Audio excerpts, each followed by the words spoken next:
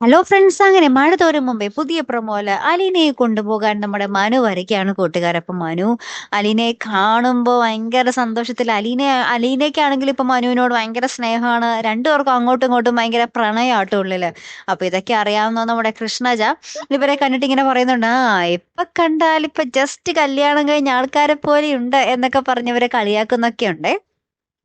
അപ്പുറത്താണെങ്കിൽ നമ്മുടെ ബാലചന്ദ്രൻ വൈജയന്തിയുടെ അടുത്ത് വന്നിട്ട് ഇങ്ങനെ പറയുന്നുണ്ട്, ഈ ബെഡിൽ നിന്ന് എഴുന്നേറ്റാലല്ലേ നമുക്ക് പുതിയ യുദ്ധം ചെയ്യാൻ പറ്റൂ എന്നിങ്ങനെയൊക്കെ പറയുന്നുണ്ട്. അപ്പൊ വൈജയന്തി പറയുന്നുണ്ട്, എനിക്ക് ഇവിടെ നിന്ന് തന്നെ ചെയ്യാവുന്നതേ ഉള്ളൂ എന്നൊക്കെ ഇങ്ങനെ പുച്ഛിച്ച് പറയുന്നുണ്ടേ. അപ്പൊ ബാലചന്ദ്രൻ തിരിച്ചു ചോദിക്കുന്നുണ്ട്, എന്നാ പറയടി, നീ എത്ര പ്രാവശ്യം പ്രസവിച്ചിട്ടുണ്ട്, നിനക്ക് എത്ര കുട്ടികളുണ്ടെടി, സത്യം പറയടി എന്നൊക്കെ പറയുകയാണ്. അപ്പൊ ഈ ഒരു ചോദ്യങ്ങൾ കേട്ട് നമ്മുടെ വൈജയന്തി ആകപ്പാടെ ഇങ്ങനെ കിറുങ്ങി നിൽക്കുന്നുണ്ടേ. പിന്നീട് നമ്മുടെ അളിയന്മാരുടെ അടുത്ത് ഹോസ്പിറ്റൽ ബില്ലില്ലേ, അത് നമ്മുടെ ബാലചന്ദ്രൻ കൊടുക്കുവാണ്. അപ്പൊ നമ്മുടെ അളിയന്മാര് പറയുന്നുണ്ട്, നിന്റെ ഭാര്യയുടെ ബില്ല് ഞങ്ങൾ അടക്കുന്ന എന്തിനാ, അത് നീ തന്നെ അല്ലേ അടക്കണ്ടേ എന്നിങ്ങനെ പറയുകയാണ്.